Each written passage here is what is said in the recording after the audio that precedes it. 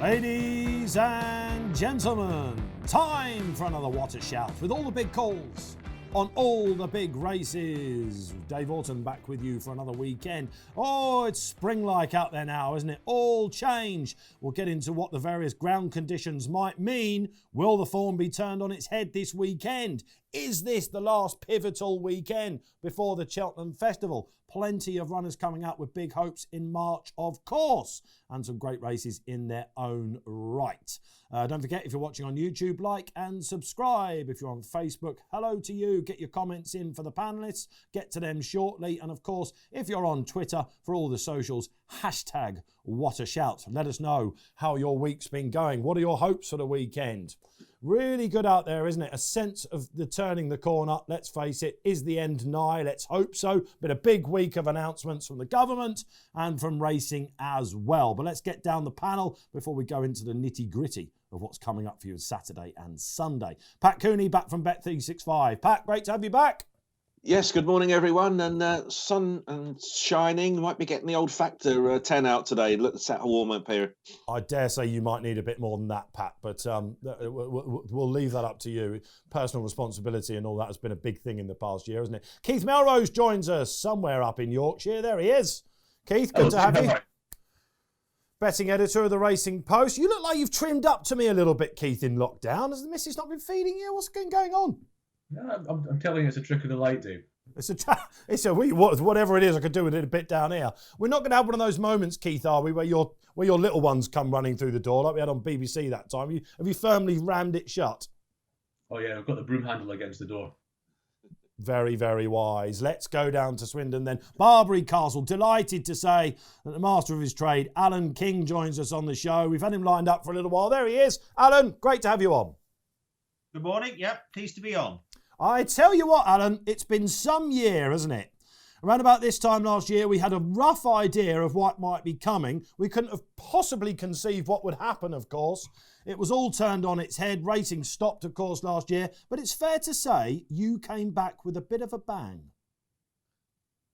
Yeah, I mean, it was a shock. I mean, I was very blasé about the whole thing, Cheltenham Festival period. And I thought, well, this will be a storm in a teacup and we'll be back to normal fairly quickly. But no one could have predicted just how tricky it was going to be. But we bounced back very well when racing resumed. Despite being associated with Cheltenham Festival winners and entry all over the place since you started, Alan, in the 80s. Of course, we always remember you as an assistant to the Duke, David Nicholson. Started at Jack Dawes Castle there, didn't you, with him, of course, where John Joe is now. Then you moved to Barbary Castle.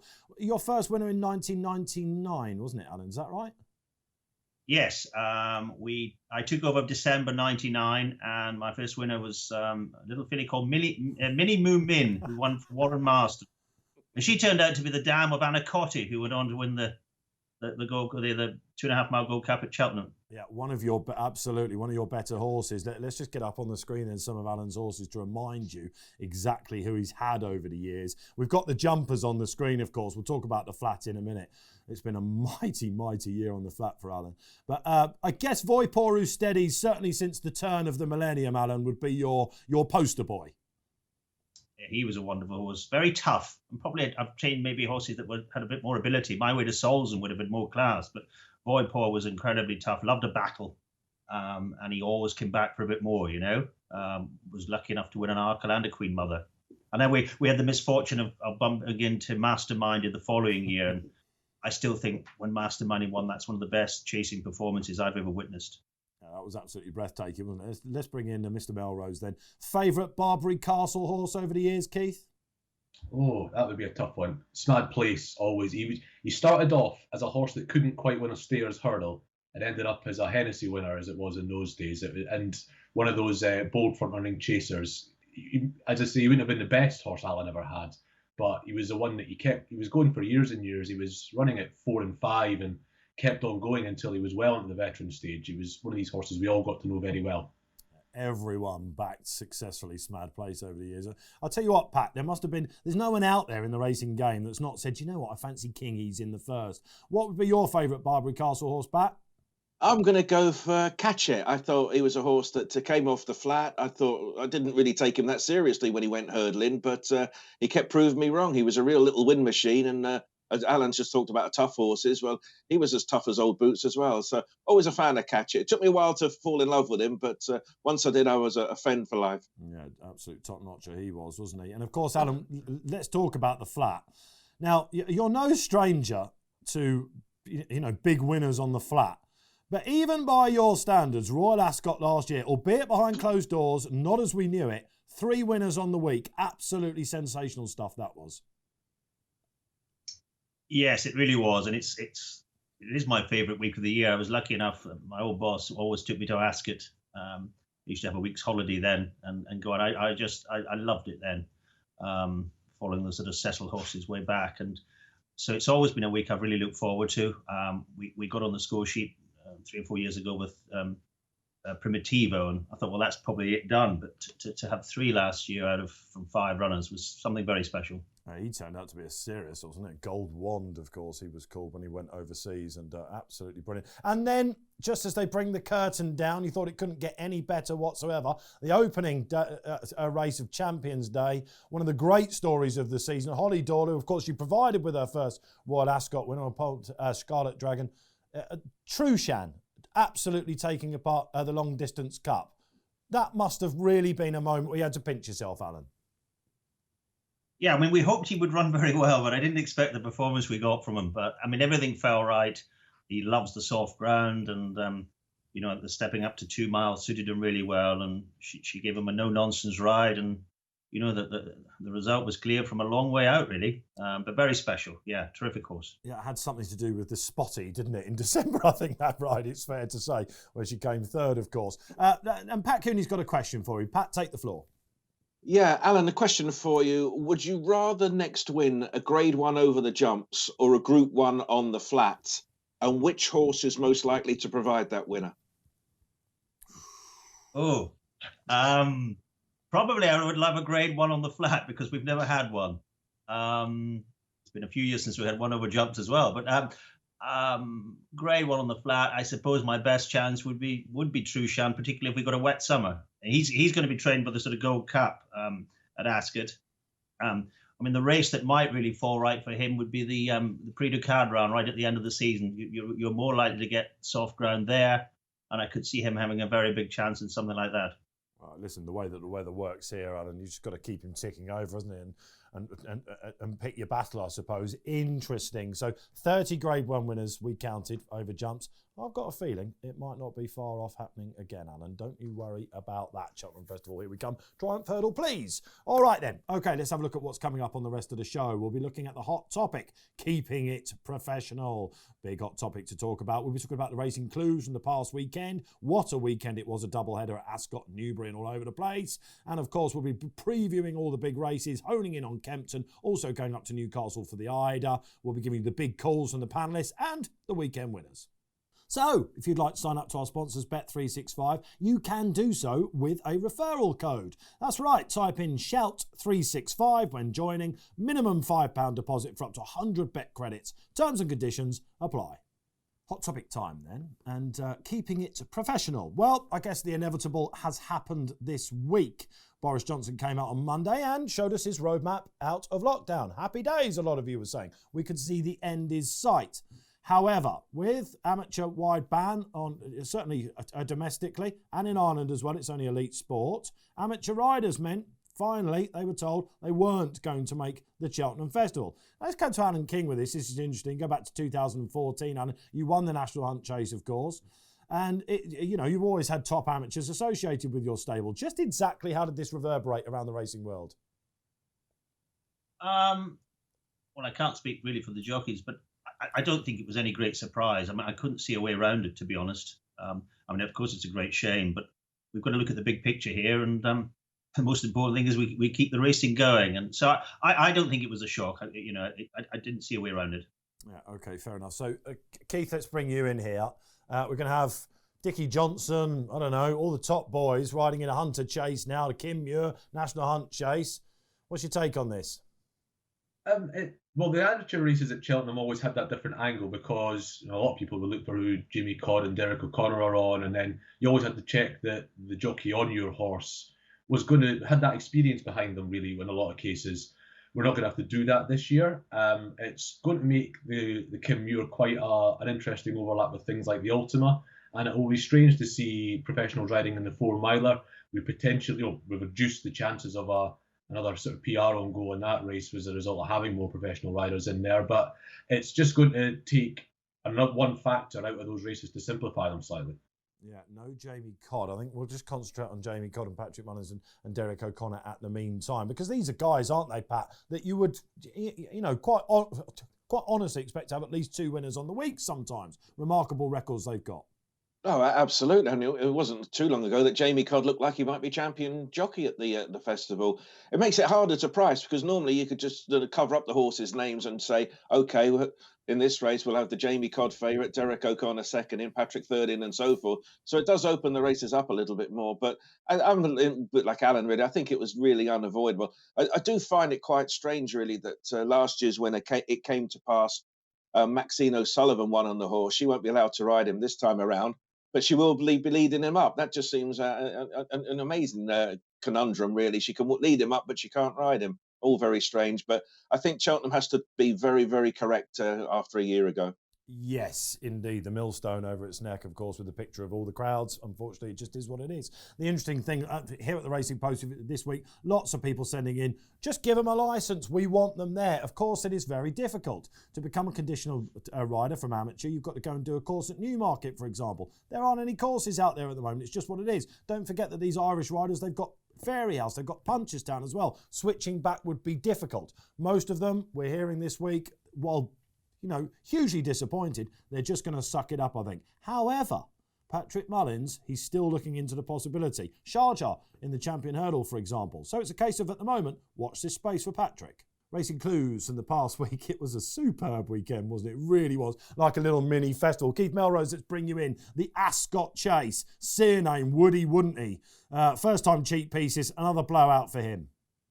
Yeah, he's becoming one of those horses, isn't he? He's a monstrous talent. He might still be among the most talented horses in training, but when a horse starts blotting their copybook that often, it becomes so difficult to bet in those races, because if something turns up, he wins. If something doesn't turn up, well, then you've got he's taken out a big chunk of the book, surely because of his talent. He's a horse I don't like an awful lot, but I'm not sure when I can back him again, and it makes the races he's in subsequently fraught with danger. Dashel Drasher, however, Keith, a horse that they tried to make into a Grade 1 novice last year, rather lost his way a little bit. Jeremy Scott, again, we're seeing these handicappers, aren't we, coming back up to this Grade 1 level. The Royal Pagaille, for example, looks like he's going to do the handicap route and go to the Gold Cup. A great reward there, and this is some horse, isn't he? He's real tough. Yeah, he's very tough, and to be honest with you, I don't think in terms of his form, he's an below average Grade 1 winner. Let's be honest. But he's very, very tough. The way he goes out and does things is so likeable. You were almost cheering for him, really, at the end of that Ascot Chase last Saturday, because it was such a bold performance from him off the aggressive ride that he got. So, yeah, I wouldn't be, this might be as good as it gets for him, but you can't grab him earning that, because, you've got to turn up on the day. Surname didn't turn up. Dashel Drasher does turn up because he gets these aggressive rides. You've got to give him massive credit for that. Pat Cooney, let's bring you in. Of course, we had Tom Simmons on the show last week. We thought Song for Someone would just about take out the Kinwell Hurdle. However, it wasn't to be. Oh My Goshen turned up. Absolutely, and it was the real Goshen, wasn't it? It was the Triumph Hurdle coming to the last version that we saw. He was getting weight, wasn't he, with £6, but you could only turn around and say, well, he would have won at levels. He was back in business, and it's hugely impressive. He's certainly introduced himself as a real serious player for the Champion Hurdle, and he has that public support. He's going to have the sympathy vote as well as the form book pointing in his direction. I don't think it's beyond the realms of possibility he could go a favourite, for the Champion Hurdle. He's a very, very popular horse. He was a backable price on Saturday, clearly with the jury out on him, but he sauntered up the home straight. I know the time gurus were saying, it wasn't that quick a time, but he was jogging up the run-in, so you could excuse him that. He looked pretty formidable. Whether he can beat the mares remains to be seen, but I could see the public latching onto him in a big way following what happened in the Cheltenham Triumph Hurdle a year ago, for sure. What a shout that is from Pat Cooney. Could go off favourite for the Champion Hurdle. Gosh, and yeah, he was still pulling at the line, wasn't he? He's a freak when he's right. Alan King, let's bring you in then. What did you make of Goshen's performance? Well, I thought it was terrific to see him back, and I think Gary's done a great job, and I'd like to think they'll also probably improve, get a bit of confidence again, because I think it fibrillating heart the time before. So, there's hopefully more to come. I personally wouldn't see him being favoured for the champion. He's only a 5-year-old, and we know there's not too many of those do win the champion. I think the fillies are going to be the mares are going to be very tough to beat. But it was lovely to see. I thought it was the highlight of last Saturday was watching Goshen. I really loved that, and I was delighted for Gary and his team. Going to be one of the stories of the first day, isn't it? Heart in mouth coming to that final flight for Jamie Moore. Oh, what a story that would be. Alan, let's stick with you then and switch to Newbury on Sunday. And we've got to talk about the game spirit, haven't we? Because he came back, no Altior this year, but So Royale. What a season he has had. That must have been a real heartwarming moment. He won so well. He really did, yes. I was pretty nervous last Sunday morning, which is always a sign we're really fancying them. But no, terrific performance.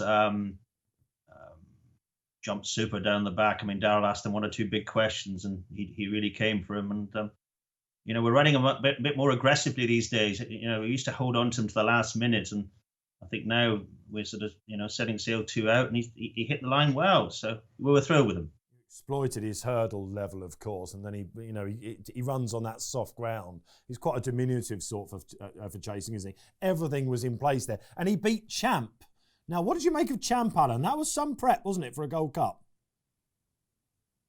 I thought it was a terrific performance. I mean, when you think all he did was stay to win the RSA last year and looked outpaced most of the way, but my goodness, he showed a different sort of different set of tactics yesterday on Sunday, and I was very impressed with him. And by all accounts, he's come out of it very well. And I mean, the great thing is, over 2 miles, he's not had the real slog, which he would have had if he'd run him in the Denman. So it might be a masterful bit of training by Nicky. That was a remarkable thing, wasn't it? In the week we had Hen Knight, of course. Henrietta Knight, trainer of triple Gold Cup winner, Best Mate, come out and said he's actually got more talent than Best Mate. Seemingly, Keith, they just go down to Henrietta Knight's and they get that gold dust on them, don't they? Well, it seems so. He looked like a different horse, didn't he, on Sunday, Champ? This was a horse that used to jump like a table over 3 miles and got presented with the RSA because Manila Indo and Alavo sort of cut each other's throats. But here he didn't look terribly out of place against top 2 milers. It was pretty remarkable, actually. And yeah, I can see why he's very popular for the Gold Cup after that, because why wouldn't you back him for the Gold Cup? Well, it was his jumping, really. But here he is, in a game spirit, pinging just about everything bar the last, and finishing a creditable second to a horse in So Royal that we know is good enough to mix it with the very best 2 milers. Can he win a Gold Cup, Keith? Of course he can. Of course he can. Keep it simple. Before we go back to So Royale, let's have a word with Pat Cooney then, because the Gold Cup market was really shaken up, wasn't it? Yeah, very much so. I mean, with Album Photo, he's just straightforward to price up. He's always going to be ahead in the market, really. And we were waiting for horses to say, well, what about me? And Champ was always the one you were hanging on, thinking, well, let's come out and see how he runs. 2 miles, you weren't expecting too much from him. But as Alan said, it was a terrific performance from him. And I thought his jumping was very, very good as well. So he sits there vying for second favouritism at the moment, around about 13-2. And he's going to be a big player in the race, isn't he? Much depends, of course, what the ground's going to be on the day. If it's soft ground, well, maybe people will start pointing the stamina issues, maybe. But as things stand at the moment, that looked a pretty decent level of form to me. And he's a big player in the Gold Cup for sure. Okay, Alan, final word on So Royale. Nice sunny period leading up to Cheltenham for the Champion Chase? Yeah, that would be nice, as long as Simon doesn't put any water on, that would be great.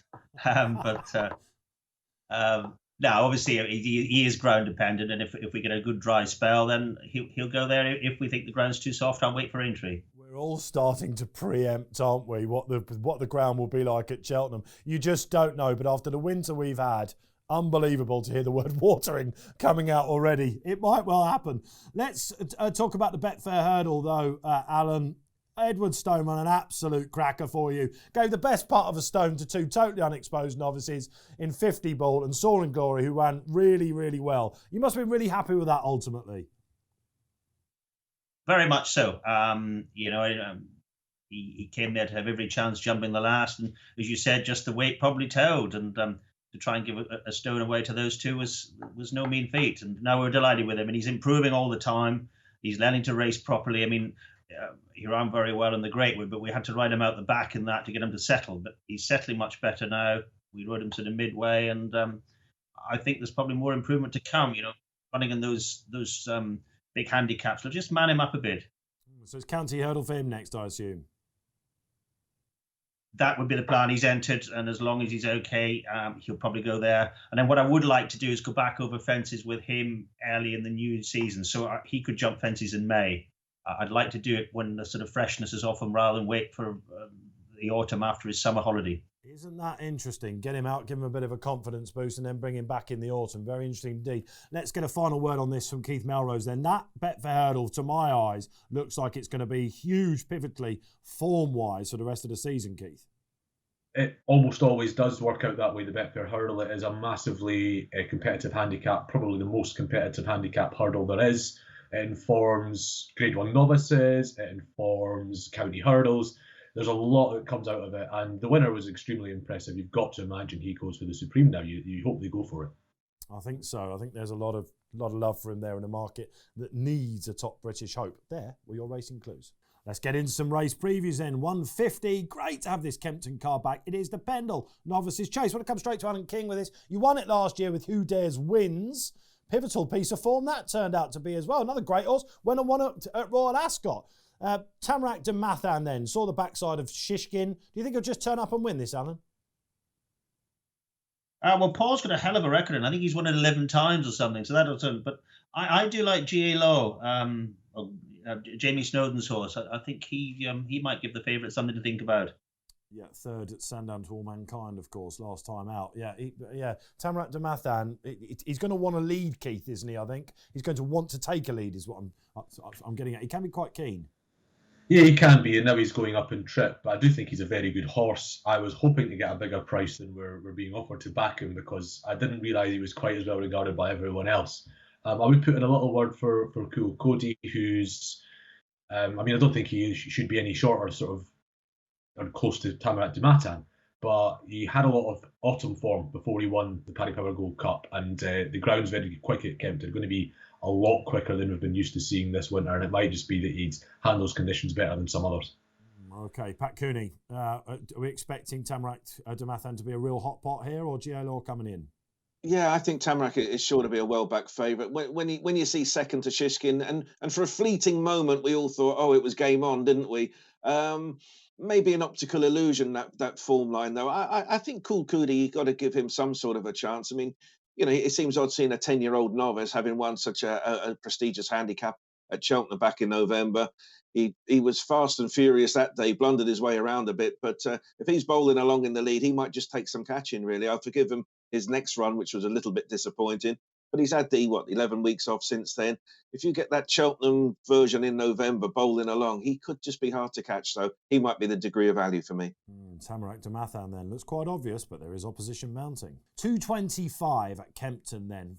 I think we can say the final piece in the Triumph Hurdle jigsaw here.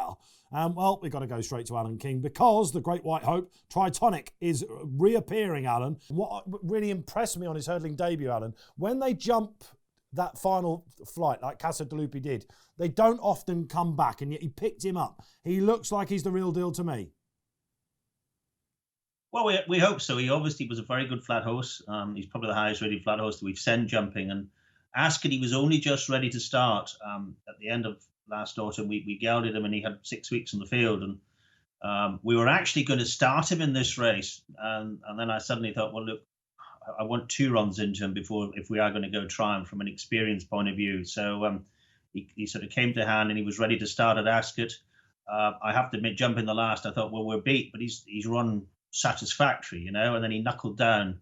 I think he's come on plenty for that run. He's much sharper, but this will be a different test. This will be probably a bit more emphasis on speed. And I hope he wins tomorrow. This is more a prep. This isn't the Triumph. This is to get him ready for the Triumph. So I'm not making excuses, but I'm just saying I'm using this as a prep to get him hopefully spot on for Cheltenham. You had the option of going to a Dovecote as well, which you've successfully deployed with 4-year-olds in the past, beating the old horses. They get a nice, healthy amount of weight, don't they? Let's just talk about Tritonic for a second, Alan. Primitivo, who you mentioned earlier in the show, was your Royal Ascot winner. This chap was rated higher. Were there offers coming in from abroad? They probably were. They probably went straight to the owners, and I don't think he was ever for sale. I didn't really get involved too much on that side of it. Battered it straight off the McNeil family, of course. They love their jumpers, don't they? Keith Melrose, how did you see this playing out? Was impressive after the last at Ascot. They don't come back, especially not this season on that run-in. They did that time. They did, absolutely, and it was a very promising debut on the flat from a horse that's, it's Alan says, it's not many that are that good on the flat go jumping. So you've got to imagine that he's going to prove a lot better than that in time. He's absolutely right to be the short price favourite for this race. I'm not sure it's the strongest of races in behind. I had a good look into the form of the French horse that's in the race, Margaret's Legacy. Now that horse is, there were 2 races won at Camp-sur-Mer. They both worked out pretty well. He absolutely smashed a couple of 70 and 80 flat horses the first time, the one of which has been second in a listed race since, to the horse that Margaret's Legacy beat the next time. This is a very fast horse as well. I watched the replays of those races. It's one of those horses that they might have brought to Cheltenham in years before, and Cheltenham might not suit. Kempton will suit this horse. It's a fast horse. So if you're looking for an each way play behind Tritonic, I thought that Margaret's Legacy was one to be very interested in at a big price. Something of an unknown quantity then, as is Paso Doble, Pat Cooney, for Paul Nicholls. We saw Solo turn up in this race last year. We all saw what he did. Yeah, this is an interesting race. And, Tritonic, he's got that sort of hype about him, hasn't he? And I don't think he's a gimme by any means tomorrow. The horse he beat, of course, at Ascot, Casalupi, well, he might hang on a bit longer around Kempton on faster ground this time around. The sharper track suit him. But I'm interested in Honor de Jonc of Mrs. Jane Williams, who would have won at Kempton prior to falling last time out. And it's really a question for Alan, really, in terms of relative form. The horse that won that race was Heros de Soil of Dickie Henderson. We've not seen that one since. But second, when Honor fell, was Alan's Her Indoors, who was 10 lengths behind the winner. So where would Her Indoors and Tritonic sit pound for pound, would Alan think? They don't. No, totally different. She actually wants to go left-handed, and she's all about stamina. So she never really travelled around Kempton, and she did well to plug on to finish second. But no, they're not in the same. They're not in the same league. Okay, that is the Adonis. We can't wait for this. Tritonic. Let's hope he goes into turbo boost once more. Time to look at the 3 o'clock at Kempton. It is the Dovecote, another long, well-established novice hurdle graded race that can indeed have a big say for the Cheltenham Festival. Athol Street for Paul Nicholls has been heading the market. Calico of Dan Skelton's, he's in their way as well. Cape Gentleman, really interesting horse coming over from Ireland. I think if you scrub through his Leopardstown flop, if the horse that turns up on his hurdling debut, he can give them a run. And we've got Son of Red in there as well amongst some others. Alan King. Son of Red. Now, is this a prep for something else at Cheltenham? Yes, he has to have a third run by the end of this weekend to qualify for the Fred Winter. He's a horse we wanted to give a break to over the Christmas period, which we did, and he's certainly improved for it. He's a lot stronger, but I would imagine, just thought we'd get him out. Better ground will suit him, and as I say, he needs a third run by Sunday. All important when the weights come out on Sunday. Keith Melrose, who wins the Dovecote?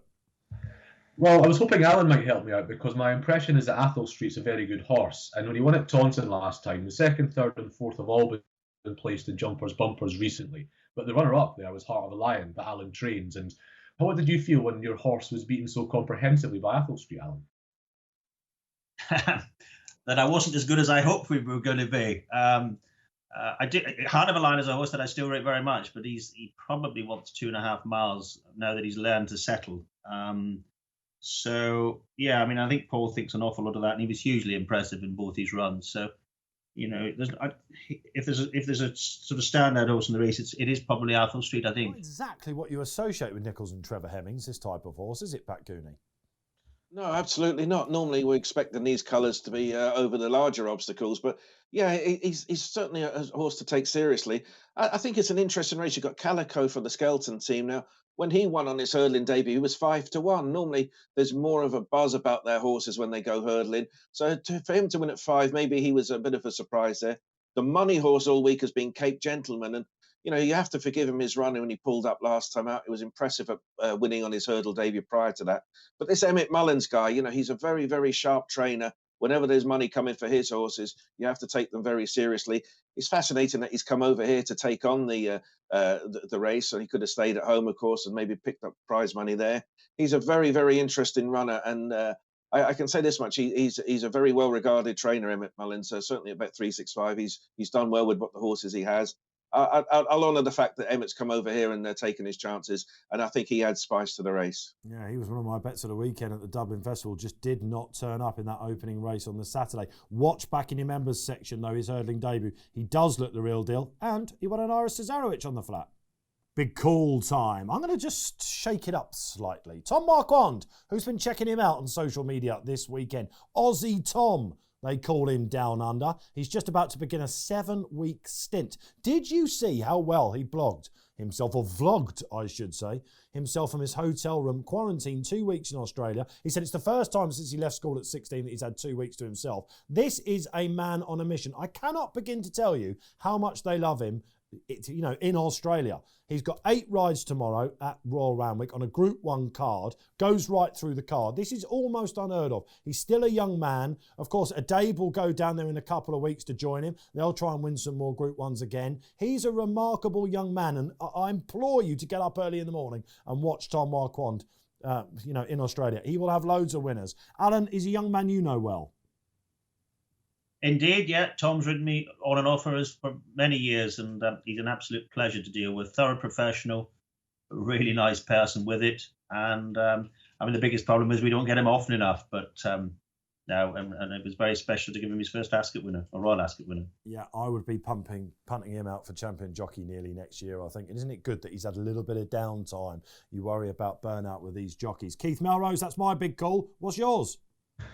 Yeah, well, we've been talking a lot in the last week about the jumps pattern and how it might be broken and how we might look to fix it. And I've got lots of opinions about it, most of which would send the viewers to sleep. But the one that I would maybe offer that's a little bit more controversial is if we do break down the jumps pattern to build it back up again, that we should consider making some of our best handicaps into grade 1s.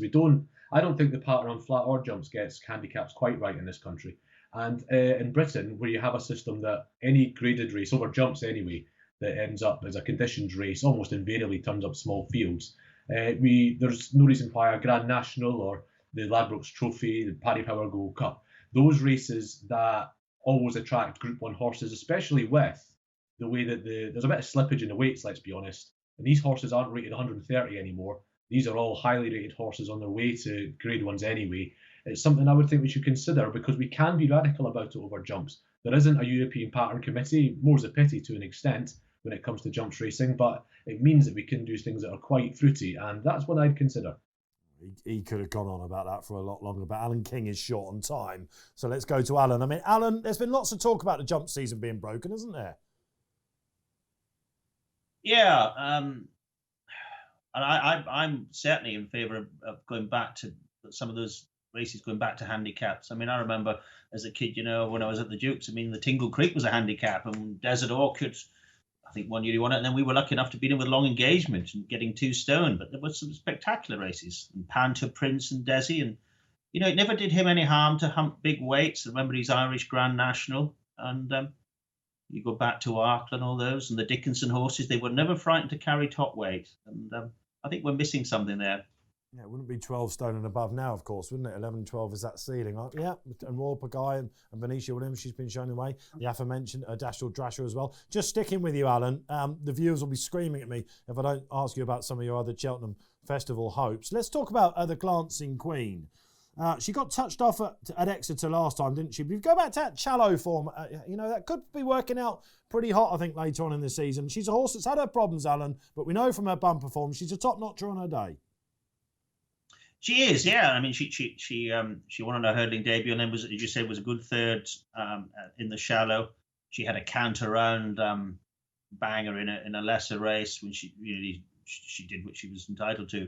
And I just felt she could have done with a bit more match practice, and that's why I went to Exeter. I don't think there's any disgrace to be beaten by Dan's horse on those conditions, but she's taken it very well. She's fresh, and I just wanted a bit of match practice into her again before Cheltenham.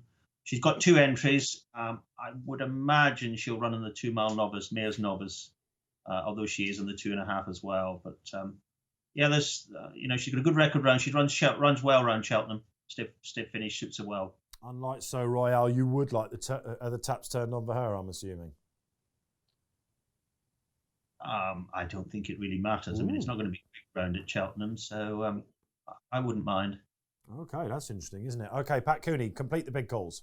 Yeah, I'm more racing than politics this week, I think, Dave. And there were two horses at Newbury in particular went into my notebook. The horse that won the bumper, the last race of the day, Good Risk At All, Sam Thomas, defied a penalty to win in really good style. I think this horse is very much under the radar at the moment. He's got some really good levels of form. He's certainly one to bear in mind for bumpers. I think Aintree is next on the horizon. And I spotted one of Alan's in running at Newbury on the Saturday. And I wanted to ask him about him for taking advantage of him being on the show. Es Perfecto, who travelled so well throughout most of the race over the 3-mile trip last time out. He faded to finish an honourable 4th. I just wondered, did Alan think that was stamina, and what sort of plans would he have going forward for him? Because he travelled so well. Yeah, the big issue with him was we actually got brought down at the first hurdle, Pat, and I think it just rattled him. He got taken back, and then he really, as you say, he travelled too well through the race. Came there going very well 2 out, and then took a little bit of a blow. So he's a horse that he still needs to grow up a little bit mentally, but I think, races like that will bring him on. My inclination is, he did have some Cheltenham entries, but he won't go there. We might even bring him back in trip 2.5, 2.6 maybe. I'd like to go novice hurdle middle of March, and then maybe into handicap later in the season. But he's just a horse. He's not the finished article yet mentally. Again, watch back the second race in Newbury last weekend on a Sunday. A Perfecto, a commentator's dream. He does travel just like one.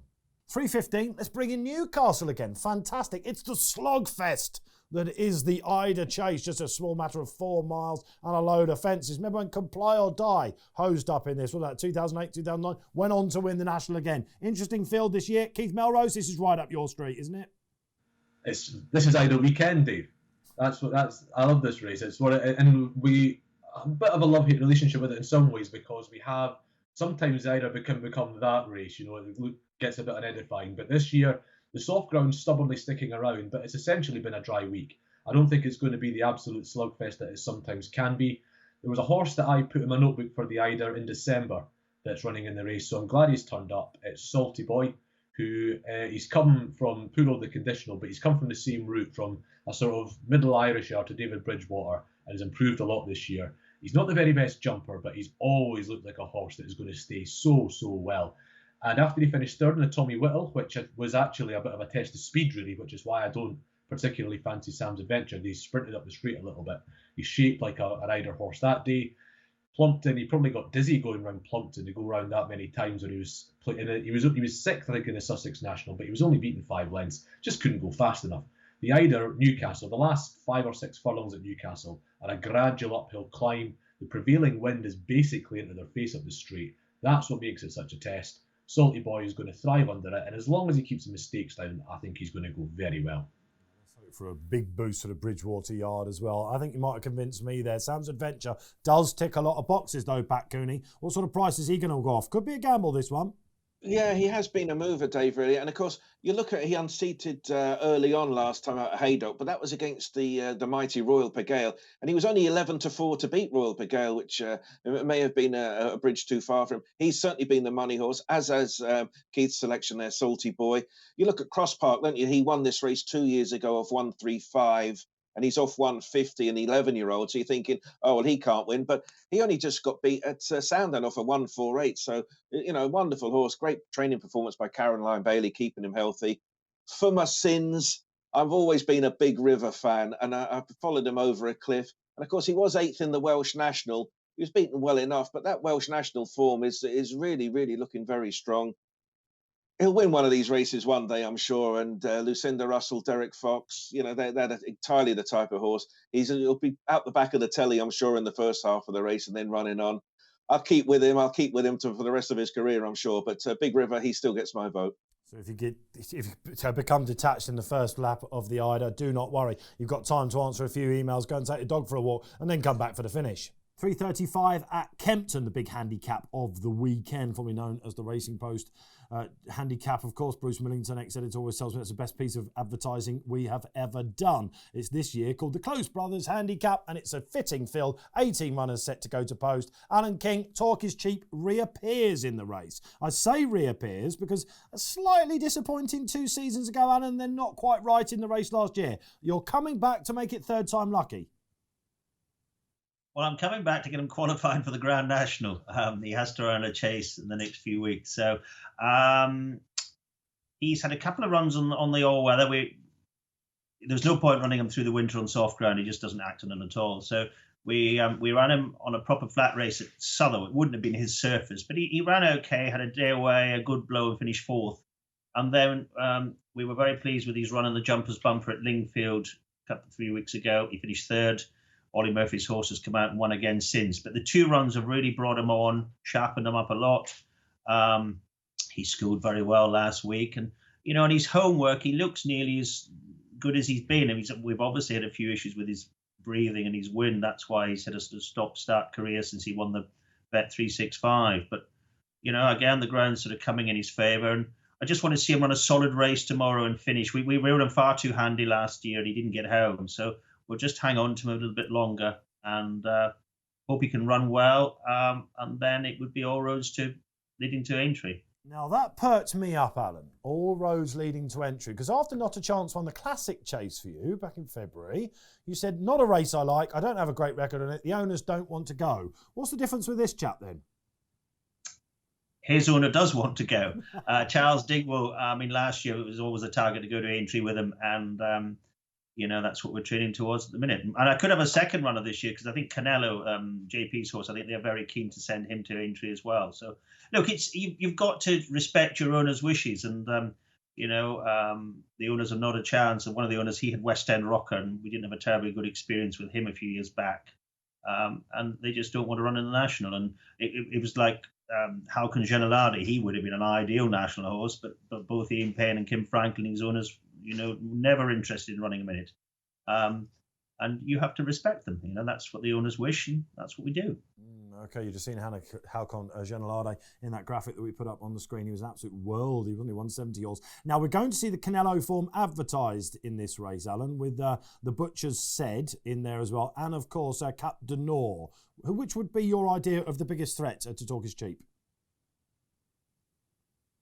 Well, I'm not really worried about threats to Talk is Cheap. I'm trying to do a job tomorrow and just get him to run properly. And it's his first chase for, a year. So it's not the be all end all tomorrow. It's a stepping stone to something else. And it's a hugely competitive race. Anyway, you could half a dozen you could fancy or more. But I'm more worried just about my horse running a proper race and actually finishing the race properly. I want to see him galloping all the way up the straight. Okay, there you go. Listen, you only get that here on What a Shout. Keith Melrose, let's bring that. Are you in on that? Has that altered your plans at all?